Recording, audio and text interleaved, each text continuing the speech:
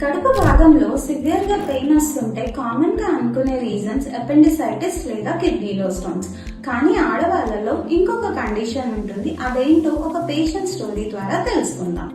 25 years ఉన్న ఒక అమ్మాయిని 2 days నుంచి సివియర్ గా కడుపులో పెయిన్ వస్తుంటే హాస్పిటల్ కి తీసుకుని వచ్చారు.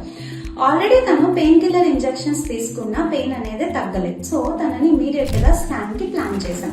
స్కాన్ లో గమనించింది ఏంటంటే తన లెఫ్ట్ సైడ్ ఓవరీలో ఒక పెద్ద సిస్ట్ ఫామ్ అయ్యి ఆ సిస్ట్ బరువు వల్ల ఆ ఓవరీ అనేది తిరగబడిపోయింది.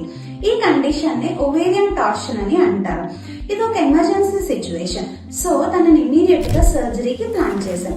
సర్జరీలో చూసింది ఏంటంటే ఆ ఓవరీ తిరగబడిపోవడం వలన తనకి అందాల్సిన బ్లడ్ సప్లై మొత్తం ఆగిపోయి అట్ సైడ్ ఓవరీ మొత్తం పాడైపోయింది. సో ఆ ఓవరీని తొలగించాల్సిన సిచ్యువేషన్ వచ్చింది.